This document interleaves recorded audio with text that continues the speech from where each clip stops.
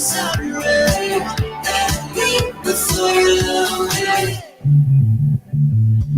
RX93.1 presents Heard on Thursdays. Hot conversations on hot topics. Your host, JC Tevez. Manila's hottest Monster RX93.1. Good evening to all the monsters locked in online. JC Tevez here with you for more hot conversations here on Heard on Thursdays, the show that made FM radio talk. Only on Manila's hottest Monster RX93.1. And ladies and gentlemen, it's the Monster Anniversary Month. That means the conversation is going to be extra hot and spicy in a good way, of course. But wait, anniversary, what year is it? Really? I mean, is it 2020, 2021, ECQ season 3, 4? Ah, man, no more, please. Anyway, it is the 21st century. The information highway is open and broad and long, and it is the way to go if you want to make your mark in this world. Wouldn't you agree? And make hay in this world, to mix metaphors. Our guests tonight are a husband and wife partnership in love and in business, EJ and Ginger Arboleda. They are the founders of Taxumo, an end-to-end DIY tax assistance system for small-sized businesses and professionals. Taxumo simplifies tax computation, submission, and payment, helping to eliminate tax bill shock. EJ is also the main streamer of Team Arbo, a gaming stream, while Ginger is the blogger behind mommyginger.com. Not only that, they've recently become involved in the play-to-earn gaming phenomenon, Axie Infinity. You might have heard of it. Yeah, are you looking for a manager? Me too. As managers, they have been earning digital currency and helping others, their so-called scholars, earn as well, pointing a way to survive this pandemic through that IT road. Heard on Thursdays, we have IT professionals, founders of Taxumo, and gamer entrepreneurs, EJ and Ginger Arboleda. Good evening, EJ and Ginger. Thank you for joining us. Hi, JC. Good Hi, evening. JC. Good evening. Good evening, everyone. Hi, Good everyone. evening. Thank you so much for taking the time out of your busy schedules. First and foremost, I always ask this, besides gaming, besides doing your streaming, besides working on Taxumo, what have you been busy with? Are you watching anything cool online? Any shows that you're really into? I'm super into The Good Doctor. If I don't know if you watch that show, but are you watching anything at the moment? At the moment, well, we watch a lot of shows on Netflix, and I'm pregnant right now, JC. Oh, wow. Yeah, so I'm on my third trimester. Oh, congratulations, first and foremost. So, yeah, we're busy with like baby stuff, buying stuff. Yeah. Yeah, so a lockdown baby, huh? That's going to be first, I'm assuming. So thank you so much for taking the time. And before we get into the topic on everyone's mind, let's get to know you first, EJ and Ginger. You are a gaming family, as you describe yourself. Let's talk about your origin story. How did you kind of go from, where did you start, and how did you get to where you are today? If whoever wants to go. Yeah, so in terms of gaming, I've always played. So needless to say, as with any gamer, my Steam backlog is so long. So I think I play like 10% of my backlog. Ginger, being the business-minded person that she is, saw me playing and said, "Hey, how can we earn money while this person is just lounging around?" So that's where it started. We created a stream, and where I just play games. Initially, we used to play a lot of Phasmophobia, Fall Guys, just fun games like that. Okay. But when we discovered Axie Infinity, that kind of took over the stream. And and really, because I think a lot of people were looking for it, a lot of people were asking for it, so and then it was also surprisingly fun to play. Yeah. So yeah. But before that, JC, we were actually playing like a lot of board games. So EJ here collects a lot of board games now. So we have like close to 100, I think. 100? Wow. Wow. You have space for all of that? Our house We is don't. like We don't have space. But it does not matter. He collects comic books. He collects like board games. We have a lot of stuff here. Yeah. Would you self-identify, both of you, as a geek then? Usually that's the term associated with people who are super into video games, into comic books. Is that a word that you would use to describe yourselves? I am. She's a I'm not jock. sure. She's Okay. a jock. She's like a gym person. She's a sports Right. person. I am, I try to steer away from anything that requires any physical activity. Yes. Okay. Hence, gaming, board games, and all of that. That's a lot more interesting for me. But All yeah, right. so it's a good mix, I think. Yeah. Okay. So hundreds of my favorite board game of all time is Settlers of Catan. What do you have? Mm, Do yes. you have a favorite that you like to play with your family?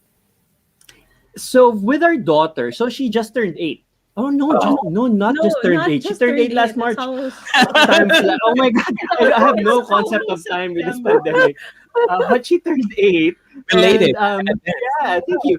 Belated months ago. But anyways, yeah, she's now she's seen all of the things that we have, and she started playing with us. Yeah. So we're playing a lot of the more simpler games like Exploding Kittens, Love Mm. Letter, and With her. what do you call that?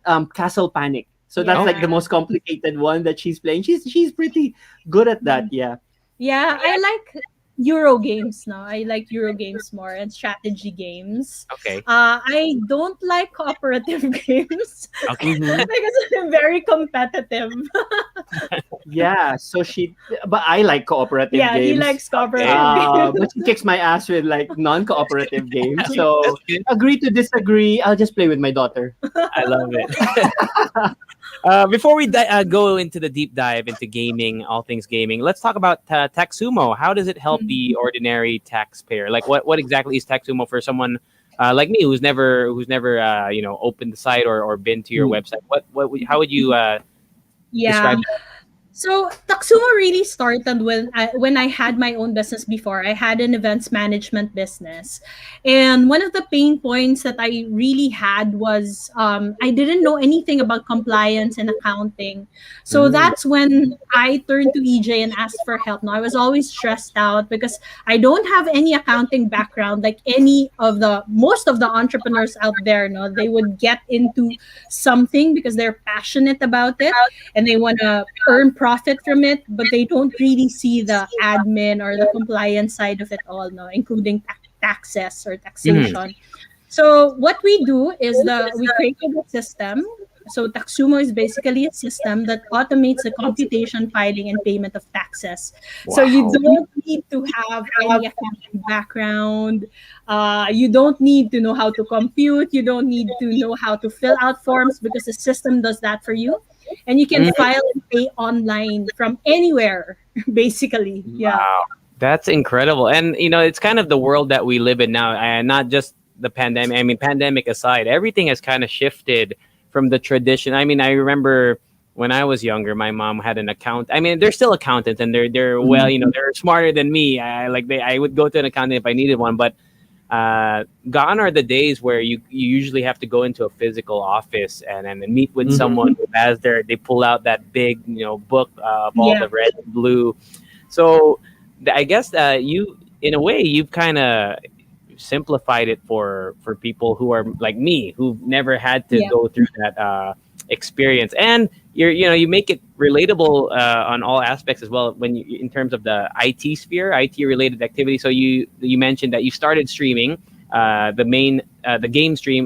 Team Arbo is what you call yourselves since your last name is Arboleda. So Team Arbo. So EJ, I know you're the main gamer, but since it's Team Arbo, Ginger, do you play on the stream as well, or do you just kind of pop up in the background occasionally? Well, yes, I used to play, no. I used to play Phasmophobia. I love horror games. Mm. Yeah, but now because of my pregnancy, I just moderate. I just help Moderate. out and answering people. And yeah, hopefully after we have this baby, I'll get back into streaming again. Yeah. Great. Let's talk about streaming and gaming on streams because it's not a new concept, the concept of streaming games, but because of the pandemic, it has been there's been a surge in streamers taking up the thing full time.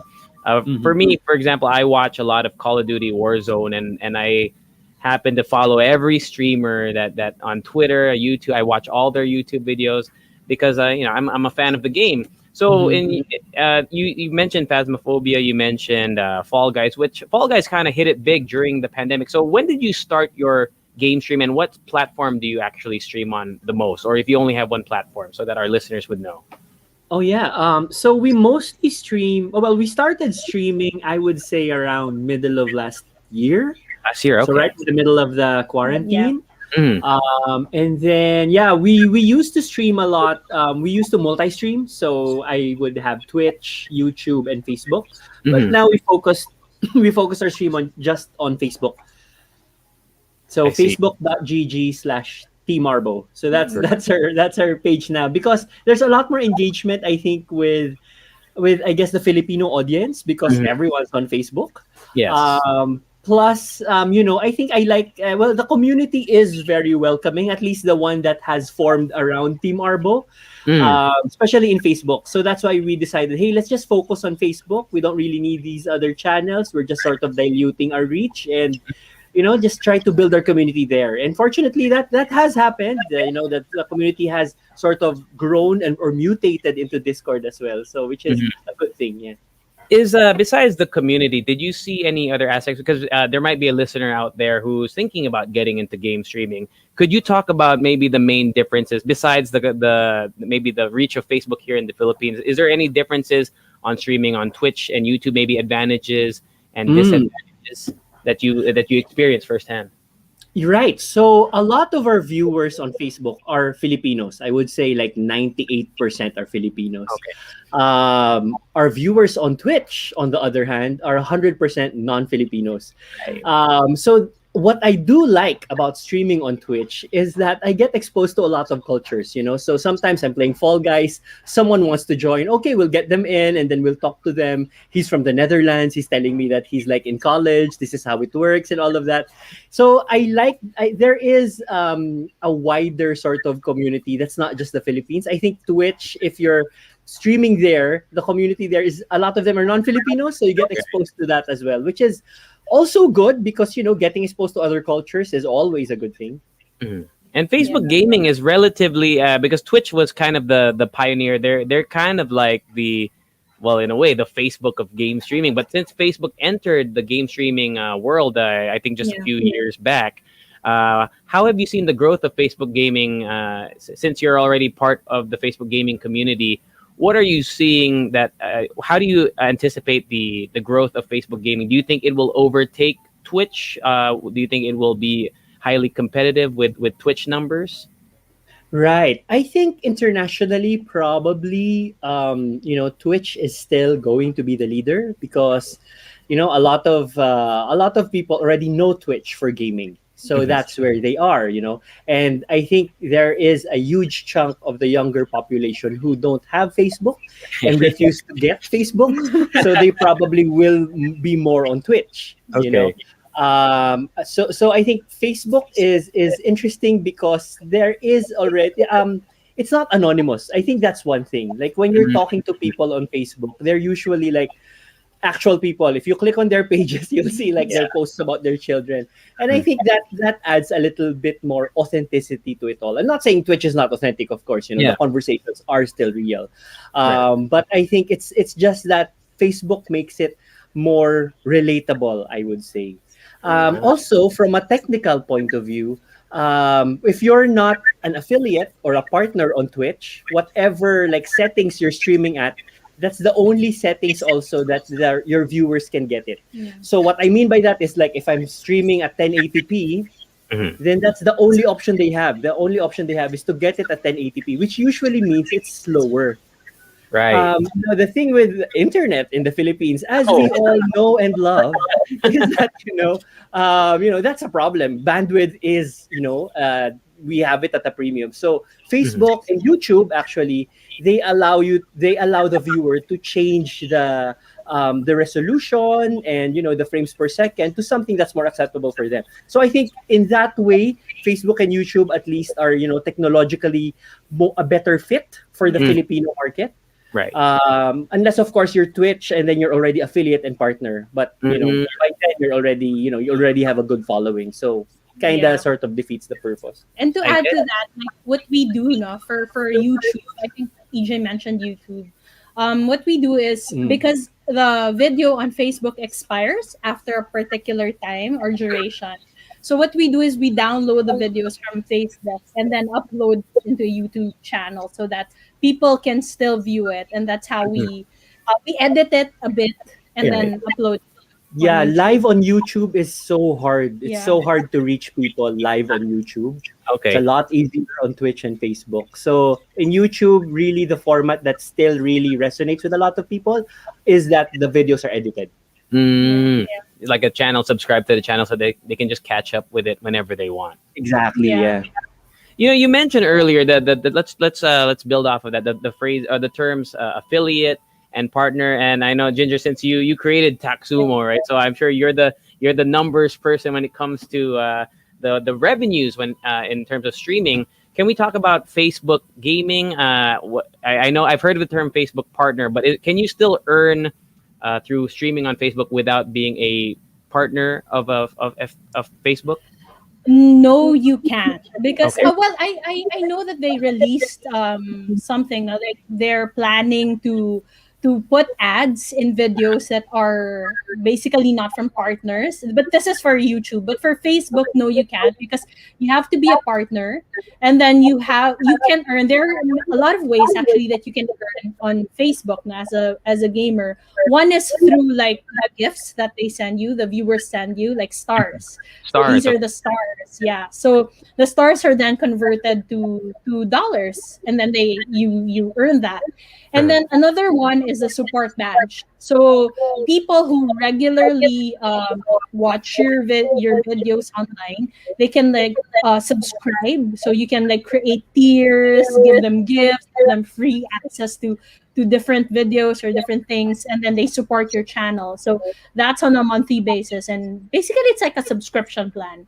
Mhm. For YouTube, it's the ads. You see a lot of ads like before the video plays or within the video. So those are yeah, those are the things, no, that those are how you actually earn from Google, and this is under Google AdSense. So Right. you also have to have like a certain number of watch time and number of subscribers before you can actually be a partner of YouTube as well. For Facebook, do you have to approach them or do they approach you when it comes to becoming a partner gamer with them? How does that kind of dynamic work?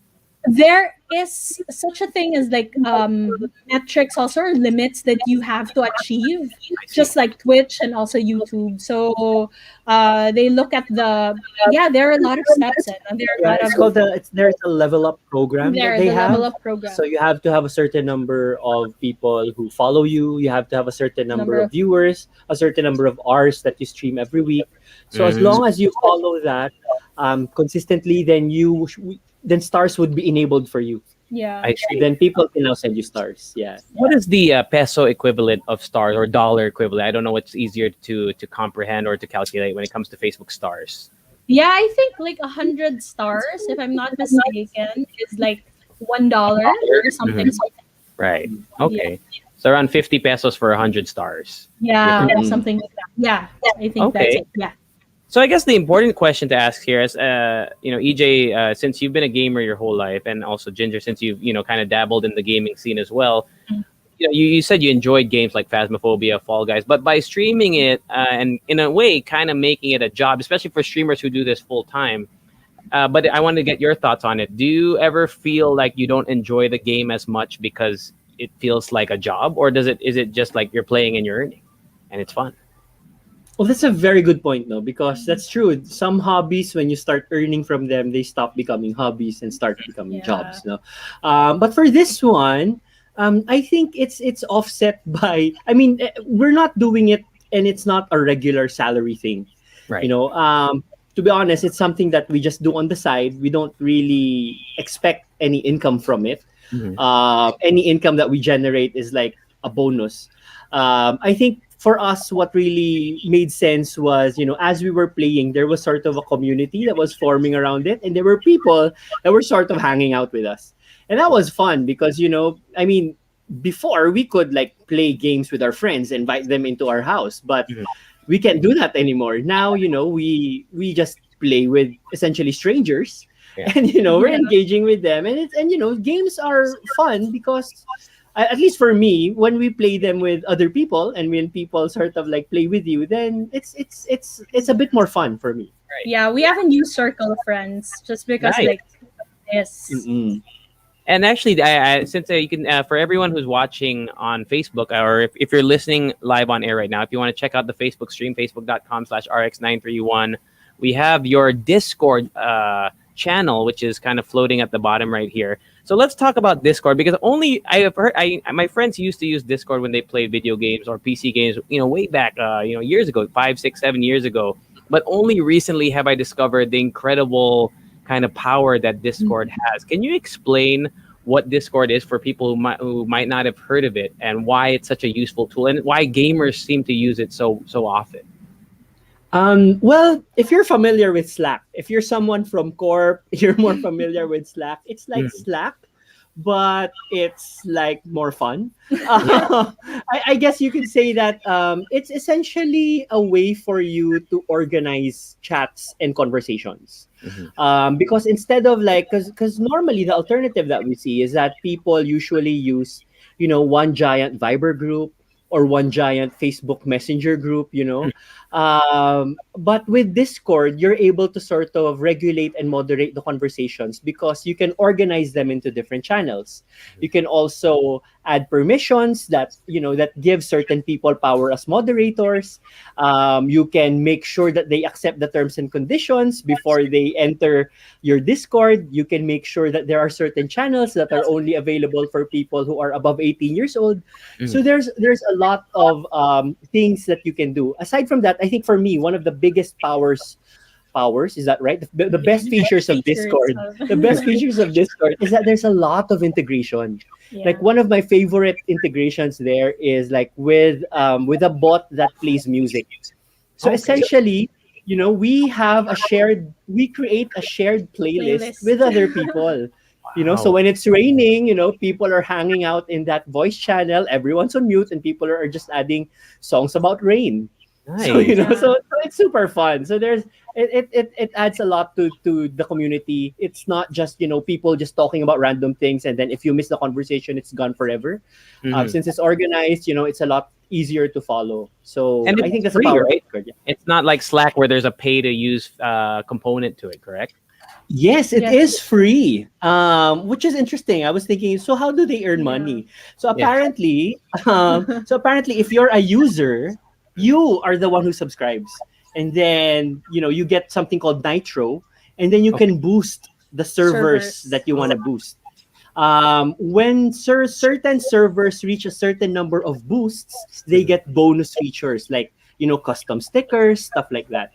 Oh, okay. Mm. I always wonder. I would see that sometimes on the Discord servers, like blank and blank boosted the channel. I never knew what that meant. Okay, Mm. so it's kind of like a prestige thing in a sense. You're trying to gain users who buy the Nitro to boost a server. They're part of the community. They want to kind of be elevate their status in that Discord. Would you say that's a safe kind of comparison? Well, what I've noticed is that like the people who find value, like with being part of the community, they boost the servers without you actually asking them to do so. It's not like how we monetize like the videos on Facebook or even on YouTube when you have to say click that like button and subscribe to this channel or something. Exactly. So this one, it's really like them wholeheartedly supporting the channel and trying to the server and trying to boost it. Well, at least that is the case That's what in our you see. Discord. So Yeah. the people who are boosting it, we don't really expect them to. Right. There's But not they a lot to do be honest with Yeah. you. But the people who do, we don't really expect them to, and they don't like publicize it. In fact, Nice. I'm the one who publicizes it. Okay. I say thank you to these people. So yeah, I do think that doesn't of course remove that maybe in other Discords people use it for status. Definitely because there are certain functionalities that you can limit to just people who paid. I So see. there is that. There is Yeah. that. Yeah. And it's so interesting to see because not all Discord servers are just for gaming. I've Yeah. already seen some Discord servers that are for business, other things, finance. Yeah. Wow. Is it do you know about, like, because I know Slack is popular in corp because of the protection and the security measures. Is there any maybe chink in the armor when it comes to Discord for maybe attacks on hackers or whatever? Is that something that it could be an issue that, or have they ever experienced in your maybe your experience with Discord? Have you had any security breaches so far? For us, we've never had any like outright security breaches wherein people gain access to the list of people in the server, something like that. We've never had that. The only security issues that happen are scholars asking for scholarship and sharing all of their information. Yeah. So it's basically people exposing themselves. So in our server, we delete all of that and we tell them, dude, don't share your private personal info. information. And that's what I mean, Ginger, you said that you are a moderator for the gaming channel. I assume you Yeah. also moderate on the Discord server, but I've seen moderators on other Discord servers. I gotta ask, are they usually paid by the people who own the Discord server, or do they do it as a volunteer because they're so passionate about it? How does moderating work in the game streaming / Discord world? Yeah. Well, JC, it's both, no. Some Okay. like some owners of the servers, like they hire people to be moderators. But for our own server, we have volunteers for that. No, we have scholars, our own scholars right now volunteer to be moderators of the channel. So we get them as moderators. And I've seen a lot of servers where people volunteer. They don't really get paid for it. Yeah. Okay. All right. Great. Okay. So since EJ already mentioned the word scholars, let's get to the topic that I'm sure a lot of our listeners, when they hear that word, it piques a lot of people's interest, especially as of late. But also just a reminder to all the monsters on there: if there is any financial information here, it's Yes. just it's not financial advice. Take it with a grain of salt. But let's talk about the game right now, Axie Infinity. It's one of the most popular, if not, I think the most popular, what they call blockchain game. So let's talk about the kind of the background behind it. Before the game itself, what exactly is a blockchain game or a play to earn game? Right. So essentially, how it works is, let's maybe go back to the past. When we used to play Ragnarok online. I'm Okay. sure you probably have friends who would play that game. Yes. They would grind out, missions and kill tons of porings and get like super rare items, which they then sell. Yes.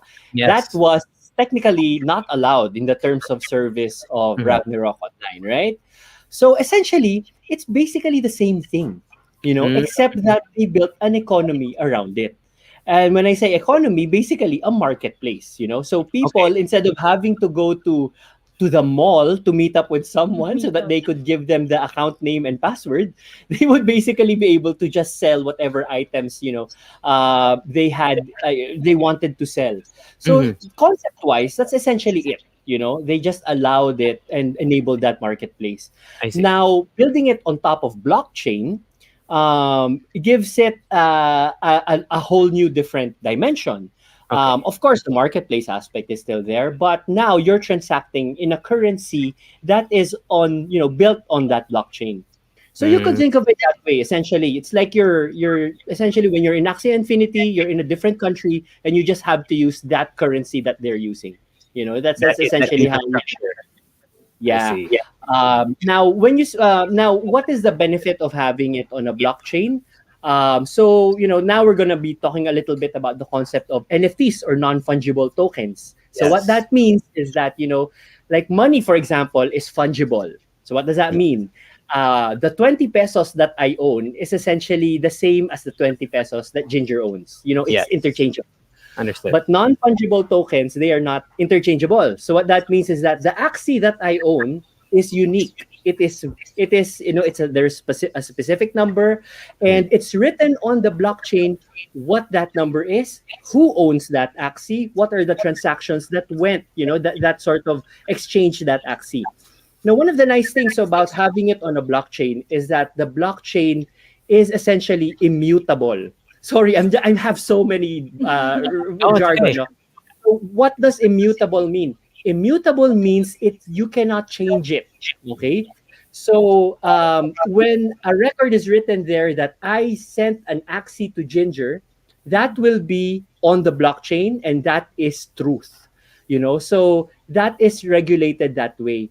The Mhm. nice thing about it is that there is no central body. There is no one body that controls that blockchain. It's a decentralized network that sort of self-regulates. And because of that, it like trust is built in. So that's what allowed this whole thing to happen, because there are tokens and there's a record of where the tokens go. There's a Mhm. record of who owns the tokens, and essentially that's sort of the core of what NFT gaming is. I Yeah. see. So And just to explain yeah, pre go ahead. JC, Mm. EJ was saying axes. So axes are those cute Sorry. little pets They look like that you Pokemon. use in the game. Okay, Yeah. yeah. So we'll let's talk about the well, just to kind of reiterate once again to our listeners out there, the blockchain. How I would maybe another good comparison. It's kind of like a ledger that is always updated every time something happens with the transaction, correct? And that each axial, each NFT in this case, with the axie being the NFT, has a unique number. So it's kind of like whenever it's made, it's minted in a way where it's unique. Mhm. So whoever has that one, they have the only one of that, correct? Of that axie. That's Yes. true. Yes. Okay, so let's go into the. I mean, the obvious question would be for people who are getting into this: who created these axies then, or who created these NFTs? Not maybe even if we go outside of the realm of Axie Infinity, when an NFT is minted or created, how who does that, and why do they have the power to do that? Oh, all right. So yes. So I think we'll now go into the concept of tokens and Ethereum as a network. Let's do it. All right. So Ethereum is essentially a crypto. Well, Ether is a cryptocurrency. Okay, it's built on top of the Ethereum network. Okay. Now, the thing that makes Ethereum unique is that it allows smart contracts. They call it. Essentially, these are contracts wherein you put something in, you automatically get something out. Okay. One of those smart contracts are tokens. You put in a certain number of Ethereum, you get back a certain number of tokens. Okay, so a lot of the new sort of cryptocurrencies and tokens that we are seeing right now popping up, they are actually tokens on top of the Ethereum network. I see. So that's essentially what it means. So when you're minting something, you're essentially putting Ethereum into the smart contract, and you're getting something back. That Uh, something back is that new token that you can now do whatever you want to do with, basically. right. Okay. So when it comes to Axie Infinity, the company behind it, is it Mavis? If I'm not Yes, Sky Sky. Mavis, that's right. Okay, so Sky Mavis, in this sense, they put something into this Ethereum network, and then Mhm. they people are able to get the tokens, which are in this case the Axies. Is my understanding correct? Kind of. Yeah, essentially, yes. Yeah, Yes. I mean it's very Uh, simplified, but that's what I'm understanding, right? Yes, yes. Which interestingly, what that also means is that you actually don't have to go through their website in order to transact and get an Axie. Oh, okay. Yeah, because it's a smart contract on the Ethereum network. If you're a developer that knows your stuff Right. in Ethereum, you can actually transact directly with the contract. You Oh, with the can you Yeah, with you the, can like create bots that look for like cheap axes and then wow. automatically buy them. Yeah. So that's why you like when someone like makes a mistake on the marketplace and the axie automatically disappears, it's because Mm. a bot is doing it. You know. Oh, okay. So there is a little bit of a technical knowledge that is required to get into this thing. Would you say this is how much of a learning curve would you say it takes to get into a anything related to Ethereum and the blockchain? Because these words are not familiar to a lot of people. So Right. how much learning or how much time did you both take to kind of learn this before you got into it? Well, we And where did you started learn? really, yeah, sure. We really started with cryptocurrency, understanding like how cryptocurrencies work, how Bitcoin and all of these altcoins work. So I think I would suggest to our viewers and listeners to like look at videos and watch them and try to understand like how this works first. And then later on, in terms of the gameplay, I think there are a lot of barriers to entry though Yeah. for Axie Infinity, Mhm. because setting up wallets, so that's a thing now. You have to set up wallets because the account is actually based on a wallet. So your account, your X Infinity account, is attached to a wallet that you own. So you Mm. have to know or learn how to set up like a MetaMask wallet or another wallet that you use, and then that wallet will be attached to your account. But you have to also start or open a Ronin account. So Ronin account was created by Sky Mavis because they wanted to control the fees. So Mm. EJ was mentioning about like transferring Ethereum and all of these things. To use the network of Ethereum, you'll have to pay gas fees. So think of it as like convenience fees or service Transaction fees, fees, right? transaction fees, exactly. So it really fluctuates. So at any given time, it can be as low as like $10 or even less, and as high as $200. So you Wow. really can control the gas prices. So Mm. so what Sky Mavis did was they created their own wallet. So the transactions, or like when you're gonna send SLPs, which is one of the tokens in the game, you can send it to another Ronin wallet without really using a lot of Mm. gas fees. Yeah. I And to see. be fair, I may be overcomplicating it because I am a geek. So it's not that hard, to be Right. honest. It's Yeah. like a Okay. set of It's just that. wallets that you configure. Mm. The companies behind it try to obfuscate it, or in other words, make it as easy as possible. Possible. They sort of create real life analogs like a wallet so that Mm. we understand it better. Okay.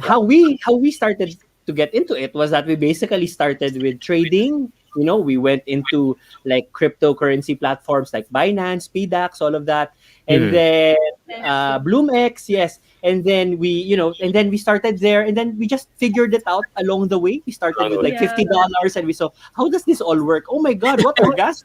So we just sort of figured it out along the way. Yeah. Yeah, because Okay. you never know, JC, unless you really try. Right. Just try with like small amounts of money first and Whatever you're try. willing to lose, correct? Mm. Yeah. Okay. Let's talk about Axie Infinity, the gameplay itself. To get into the game, what exactly do you need? Do you have to pay, in a way pay to play? Is it like a casino game where you actually have to pay to actually start playing, or can you play without paying any money out right now? Well, to play the game, you really have to have those three little cute pets called Axes. Okay. So this is like something that you have to pay for. So right now, I think the lowest in the marketplace is around point 0.1 Point eh, 13 point 13 Ethereum, no, Ethereum. Ether, yeah, yeah. Okay. So Which is Ether. how much Ether, yeah, at the current level, the current price of ether right now, just for a rough estimation for our yes. listeners out there, how much would that be in dollars or pesos, whatever is So easier to right, convert? That's around $362. 306 for that's for one axie, correct? That's for yes. one So around axis. 17,000 to 18,000 pesos. Wow. Yeah. For one, you need how many again to start a team? Three. So Three. you So yes. give or Mm-mm. take So that would roughly be around 55 to 55. 60. Wow. Exactly. 55 Yeah. to 60,000 to start playing the game, just to start playing. Okay. That's no now that's where the concept of scholars come in. Because Okay. there are people with the money, they Mm, buy the axes, right. and then there are scholars who have the time, to Yeah. play the game. Okay. So the managers, they call them the managers for some reason. So the managers, they will they own the axes, they Yeah. lend it to the scholars grind it, and then they basically have a cut on the earnings of the axes that they're playing. Okay, let's talk about the earning structure because I assume these managers they want to buy these axes because they want to earn within the game. So, what is the earning structure? What are the multiple earning structures, if any, during the in terms of the Axie Infinity ecosystem? How does that work? How do you earn money? How do you get your investment back? Right. So the most basic is essentially playing the game. So when you play the game, you get rewarded. If you play other games, you would get rewarded with diamonds or whatever it is they're called, Coins. Yeah. coins, yeah. But in this game, you get rewarded with SLPs, which stand for smooth love potions, Or okay? small love. Nice. Small was the old Small, one. So it's now yeah. smooth love potions. Potions. So those SLPs are also tokens on the Ethereum network. Oh, so What they're that worth means, like yes, Yes. because you can exchange them for Ethereum. So that's one way of earning by playing. And that's how the scholar and manager relationships earn. They Okay. basically have a cut. For example, every day you could earn a minimum of like 150 SLPs. Okay. One SLP, let me check that I out. think One it's SLP 10, is at around 9 pesos 9 right or 10 now, pesos. 9 right? pesos.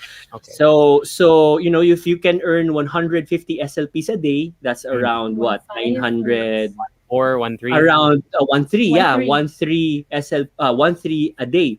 So the manager and the scholar, they have an arrangement like Okay. 60% goes to the scholar, 40% to the manager, or 70-30, or whatever makes sense. Mm. Hmm. uh, and then that's how they earn. So that's the first way of earning, and the most obvious way of earning, the most Okay. predictable way, I would say. Makes sense.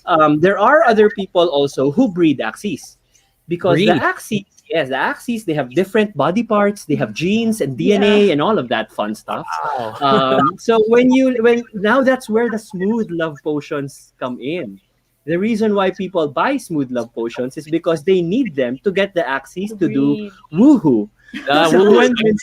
Love yeah, potion. Okay. yeah. So when those axes now, get together, you're able to breed a new axie. That's a way of minting a new axie. So there Oh, are people who earn by breeding. So they would, there's a certain amount of money that you spend, which is the cost of the smooth love potions, and then there's another token that you have to use called the AXS tokens. These are the actual axie tokens.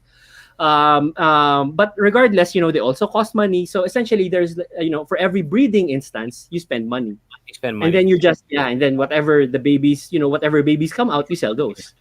Oh, So okay. that's how breeders earn. So it's like There's a farm. I mean, it's like being a farmer, but in the digital, essentially, right? In a sense. yes, exactly. Yeah. So yeah, of course, there are also others who trade. So they would look for bargain axes that are being sold at a low price, Mhm. and then they'll turn Flip. it around and flip it and sell it, Flip it. sell it for the actual price it should sell at. So Wow. there are people who are trolling the marketplace looking for Yeah. those Good incorrectly deals. priced axes. Yeah. Mm. So it's kind of like going to a garage sale and finding a hidden treasure amongst the rubble and finding, hey, this is actually worth more than what this seller's selling for. Exactly. Yes.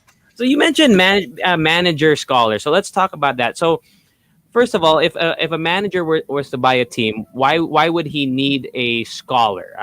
You mentioned that he or she could buy multiple teams. Why can't the manager, for example, play all the teams for themselves so that they don't have a cut with the scholar? How does that dynamic work? Why does there have to be a manager scholar relationship at all?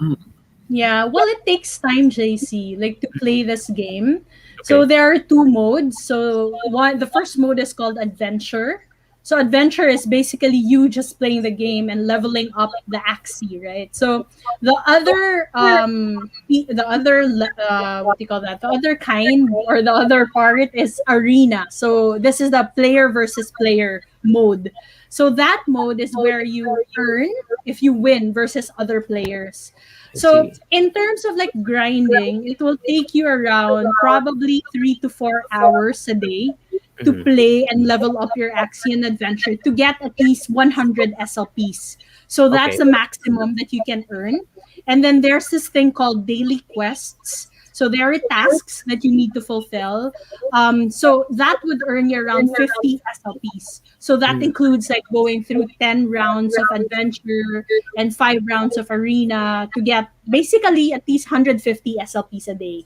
So the Okay. total would be Mm. 150. So for a good enough team, you can actually go through that around like 4 or 5 hours. And then, yeah, in the beginning. And then it gets easier as you level up your axes in adventure. But arena stays the same because the axes that you borrowed or that you have are basically the axes that you have, like Mm. whatever level it may be. So it Mhm. doesn't level up in arena. Yeah. So that's how long it takes. So Mm. that's why most of the managers, like if they really don't have time, they look for scholars. They just Mhm. invest in a team and then they cascade it to people with time. That's why EJ mentioned about like time and people having that and applying for scholarships. I see. But are you allowed to play, like hypothetically, if you didn't want to get a scholar and you had all the time in the world, like some people do, especially during the lockdown, they're at home, Can you play two teams? Is that allowed in the terms of service of Sky Mavis? No, you can't. You have No, to no, no. play. You Well, can. you can, but The thing different. is, you can play one account. One Yes. account. So Okay. within one account, you could of course form many different teams. Yeah. Right. Let's say you have 20 Yeah. axes, you Yeah. could form many different teams. Okay. So in the game, you are supposed to just have one account. I see. Every account, as Yeah. Ginger said, every account will earn a minimum of 150 SLPs a day. Mhm. And then the rest of it, because there's an energy mechanic. If you've played, those gacha games Clash of that are Clans. free, yeah, Yeah. all of that. What happens is that there's an energy mechanic, and you need to have energy in order to earn SLPs. You I know, see. So okay. mm.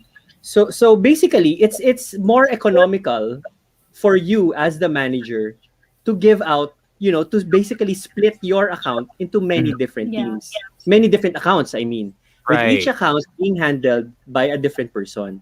In the terms of service of Sky Mavis, one person can only own one account. Yeah. Okay. So, I but get they it. do allow scholarships. You could Scholar- technically own the account, but another person is playing it. That's fine.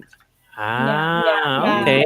That's right. I've read articles online about Filipino gamers here who have been able to move their family out of poverty by being a Yeah. scholar for an Axie manager. I mean, it's incredible the stories that you see online and how. So the earning potential, you already kind of mentioned it, 150 SLP per Yeah. day 150. minimum. And right now, let's just for the sake of simplicity, at 10 pesos, whatever, that's around 1,500 pesos for Yeah. one, well, 3 to 4 Mm, hours of gaming, which is a lot bigger than most minimum wage jobs here in the Philippines. true. So you kind of expound that to multiple scholars and whatnot. It seems like a very lucrative business model. But my question is, why?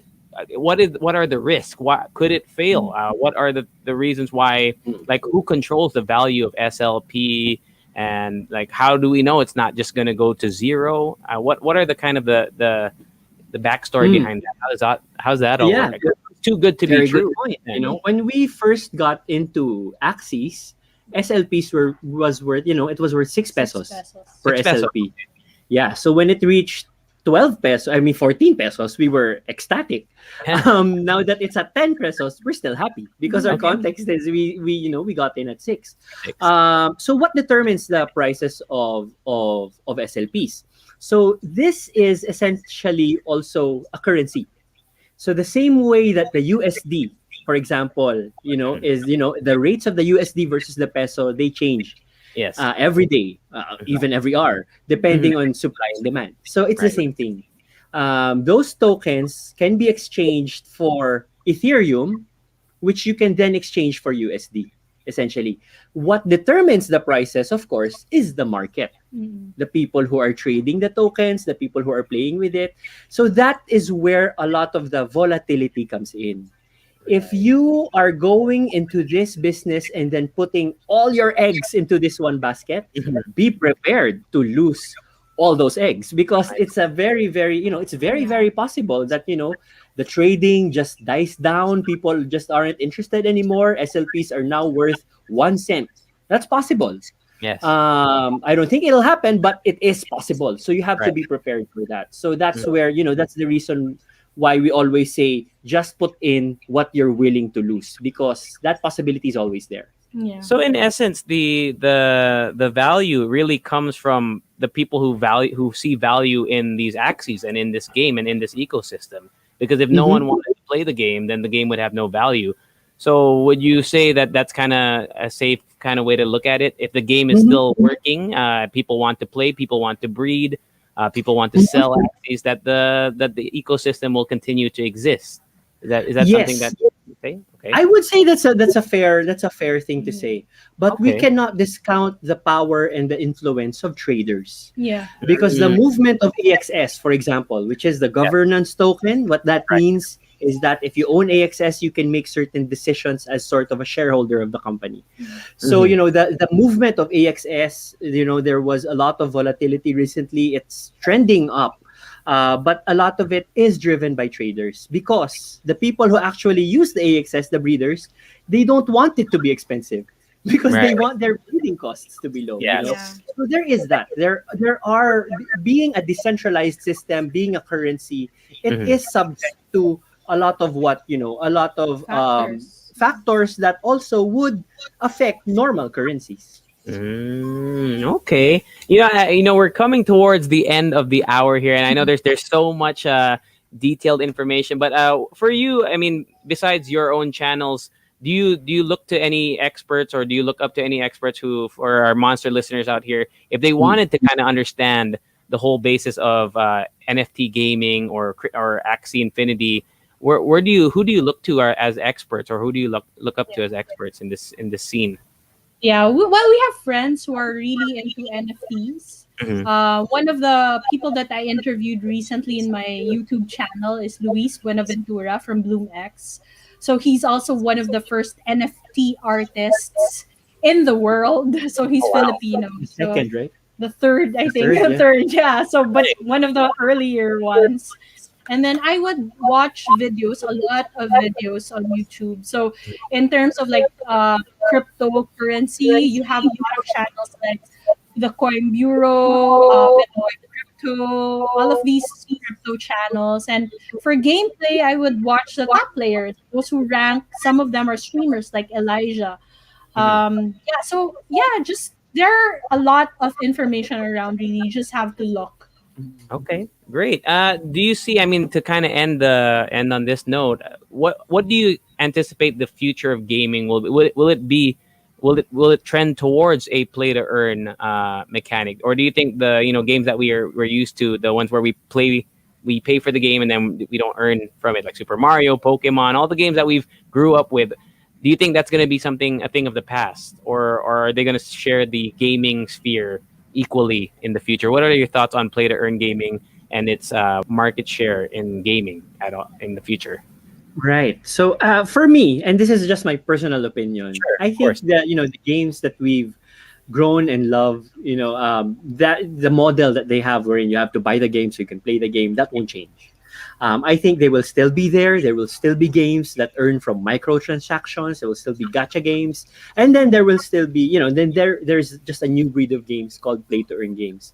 The reason why I say I don't think they are going to go away is because blockchain, to be honest, is a very inefficient platform. Okay, there's a lot of a lot of computing power. There's a lot of transactions. There's a lot of validation. A lot of people involved, basically, just so that your one transaction can go in. But it does solve a certain issue, which is the issue of trust. Yeah.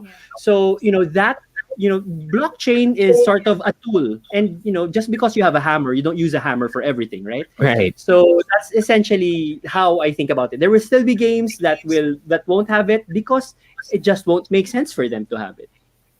Yeah. Okay. Well, that's good. That's a good. It's kind of a good way to end the conversation tonight. I know there's so many questions. I mean, I have still so many questions for you. I'm sure a lot of our monster listeners do as well. But thank you so much for taking the time to share your thoughts and insights into all things gaming, game streaming, and of course, Axie Infinity and NFT gaming.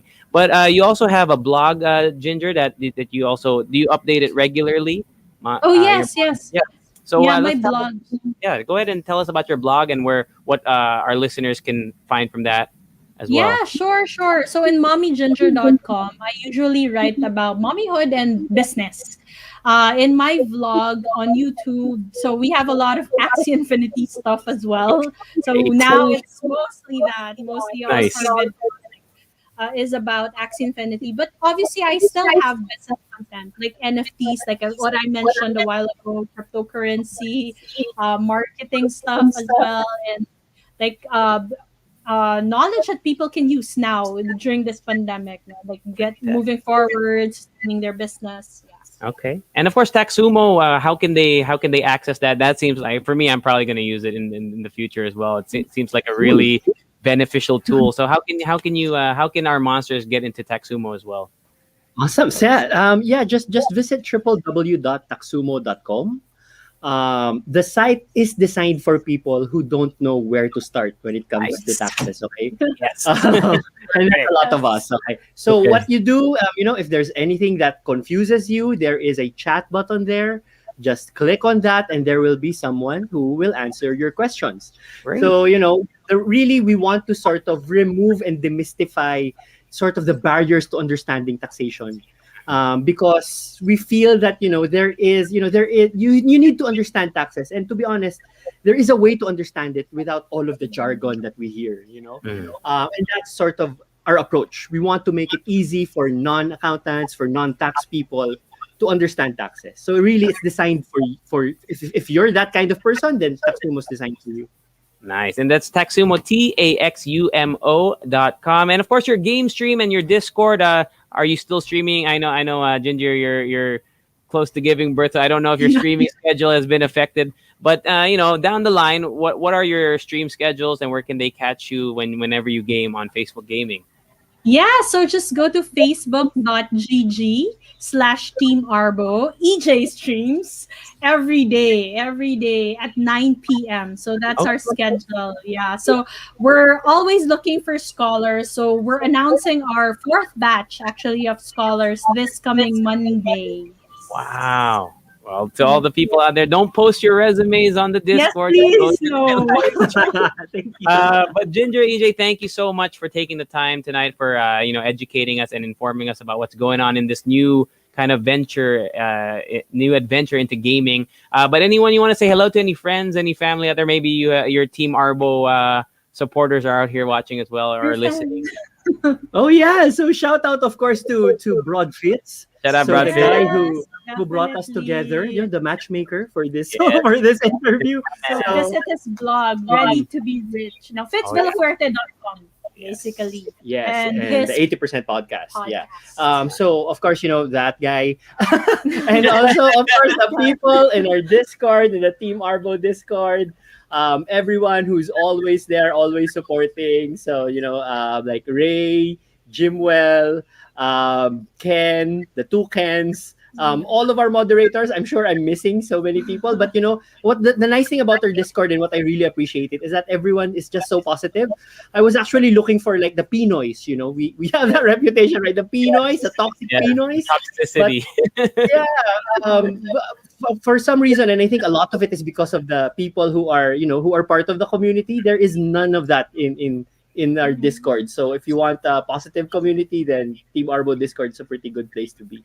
I love it. Thank you once again, Team Arbo, EJ, Ginger. Thank you so much for taking your time. Hopefully in the future, once more play to earn games happen, and once the pandemic is done, we have you here in the booth with us to talk more about gaming in general. But thank you so much. Enjoy the rest of your evening. And to all our monsters out there, make sure to catch us again next week for more hot conversations here on Heard on Thursdays. My name is JC Tevez. Have a wonderful evening and keep it locked always here